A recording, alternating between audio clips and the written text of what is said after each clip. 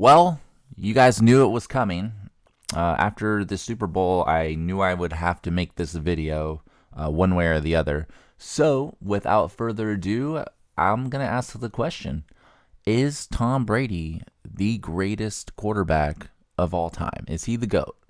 And we're going to look at the evidence and kind of do the comparisons, right?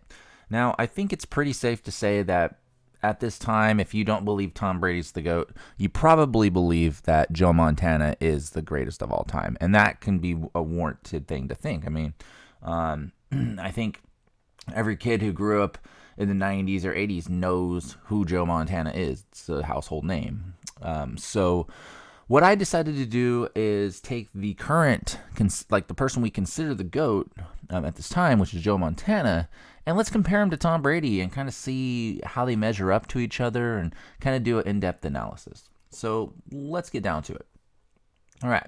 So before I continue, I just want to make sure that you guys understand that they did play in different eras and it was a different game back then.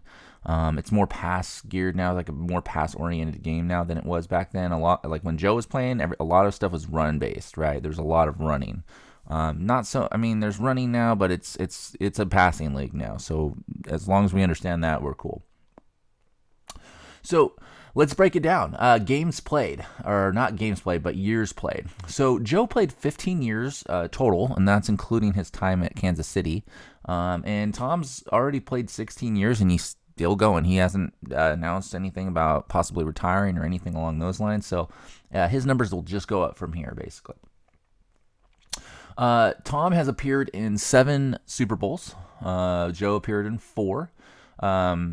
In the Super Bowl, Tom is 5-2, so he basically lost twice to Eli Manning, and Joe is 4-0. So I would say when it comes to Super Bowls, yes, Tom Brady has the upper hand as far as the amount of times and wins he's been there, but as far as being perfect and being a perfect quarterback in the Super Bowl, Joe Montana takes that. So I'm going to go ahead and say this particular category, I'm going to give them a tie. And the reason I'm going to do that is because Joe is perfect in the Super Bowl. He's undefeated, okay, and that goes a long way. Now, Tom may have been there 7 times, but he didn't get the job done 2 out of those 7 times. So with that being said, I'm going to go ahead and tie it here with that. Let's go on. Speaking of Super Bowls, let's talk about Super Bowl MVPs. So out of the 4 times Joe Montana went to the Super Bowl, he was the MVP 3 times, okay? So that's a 75% MVP rating, essentially. Okay, it's not bad, you know. I think Jerry Rice got the last one, if I remember correctly. But so that's not bad. 75%, pretty good. Tom is a 4-time Super Bowl MVP, so he's just over 50% of the time he was getting the MVP award in the Super Bowl. Including, of course, the 2 losses. Obviously, we do have to throw those in because he did go to the Super Bowl that year, and they just didn't happen to win. So I'm going to go ahead and say, as far as total compared to visits, I'm going to give that one to Joe Montana. Okay, so Joe is up technically by 1 here. Okay, let's move on. All right.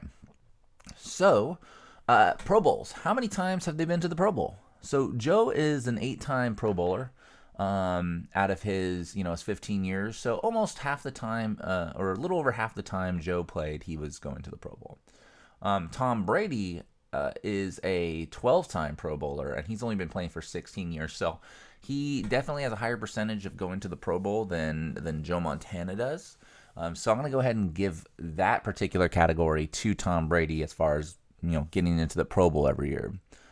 So not bad. MVPs. Okay, so NFL MVP awards, right? How good were they amongst their peers, essentially? They're both 2-time NFL MVP winners. So they've only won the award twice each. Tom may win it in the future, who knows? But up until now, he's only won it twice. So I'm going to give this a slight edge to Joe Montana, only because he played for 15 years. Tom's already played longer than that, and they had the same amount of MVP awards. So, it is what it is. Let's talk about when they were picked. So, expectations. Tom Brady was never expected to really go anywhere, to be honest. They kind of just got him and were like, and then Drew Bledsoe got hurt, and we all know what ended up happening after that. So he was picked in the 6th round, I think 199th overall. So his expectations were kind of like, he's going to probably be a backup or something. Joe, on the other hand, was picked in the 3rd round, which honestly still isn't high for a quarterback. It's not like you're a 1st-round draft pick. So, like Brady, Joe was kind of just picked up. Maybe a project or something.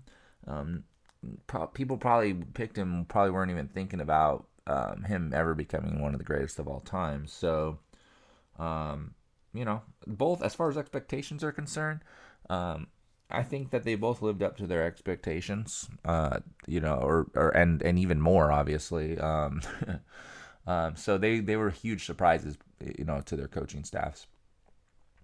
Okay, so here's the hard numbers, guys. So as far as awards and stuff, you could chalk it up either way. Why I think Tom may be, or Joe may be perfect in the Super Bowls, but Tom, has more, and he has more Pro Bowls, but, Joe has more MVPs based on the amount of years he's been playing or he played. I would say they're kind of tied as far as accolades are concerned compared to the playing time. You really can't. You can go either way. You can have a good argument. Now, here's where everything's going to break down. We're going to talk about their hard numbers, what they've put up in the time that they've played. Okay. So the first thing that we're going to talk about is completion percentage. Okay. How many times are they getting the ball to the right player? Now, I will say Joe had the greatest receiver of all time to throw to. So that kind of gives him a 1-up. But then again, he also played in an era where it wasn't really a passing game. It was a running game. So we kind of have to take those things into consideration here. Completion rating. Joe Montana, all-time completion rating, 63.2, right? So 63.2% of the time he was connecting with his passes and they weren't being dropped or, deflected. Tom Brady has an all-time completion rating of 63.8. Now, depending on how he plays going forward, that can go up or down. Obviously, if he keeps playing at the rate that he's playing, we probably won't see it go down. But he's also in a passing league now, so he throws the ball a lot more. Okay, TD to interception comparison.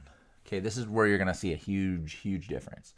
So Joe Montana, 273 TDs all time to 139 interceptions, right? Not bad. That's actually pretty good numbers. It's always good to have much, much more touchdowns thrown than interceptions. But here's what's going to surprise you. Tom Brady has 456 touchdown passes all time to 152 interceptions. Big difference compared to Joe. Huge even. So if you look at it that way, Tom is sweeping him so far. He's got a better completion rate. He's got more touchdowns to interception ratio. And, already it's not looking good for Joe. Granted, Joe was, he's from an era where he didn't really get to pass a lot. But, at the end of the day, that's just mind-boggling numbers. Let's talk about their all-time passing yards.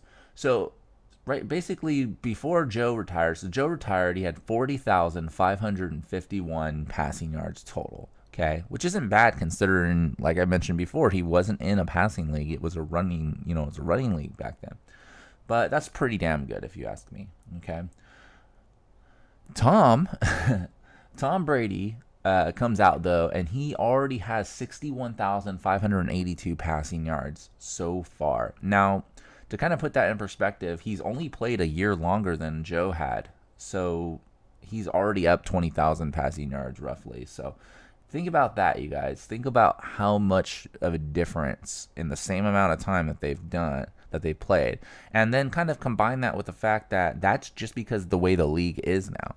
So imagine back then if it was a passing league and Joe was able to throw a lot more. Like, it's just mind-boggling the numbers that he probably would have put up. So here's what it really waters down to, guys. The quarterback rating to me is what matters for quarterbacks. Joe's all-time quarterback rating is 92.3, which is very, very impressive. Most average quarterbacks are like in the 70s and stuff. So that's actually a really good quarterback rating all-time. But once again, Tom Brady blows him out the water. His all-time quarterback rating so far is 97.2.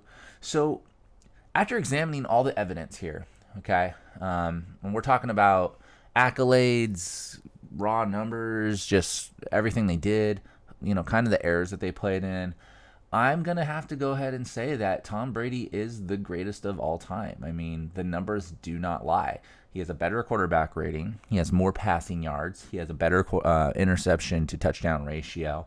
He has a higher completion percentage. He has more Pro Bowls. He has more Super Bowls, more Super Bowl MVPs. Granted, Joe and him were 2-time MVPs for the NFL. That's kind of a tie. And Joe may be perfect in the Super Bowl, but I mean, you just can't argue with the numbers. I mean, they're there. Joe will always be a great quarterback to me, but I think he, at this time, he has been dethroned, and I think Brady actually did work hard, and he deserves, the honor of being called the greatest of all time. So that's the video. If you guys have any, anything else you'd like to add, go ahead and throw it in the comments. I'm always down for, hearing what you guys think.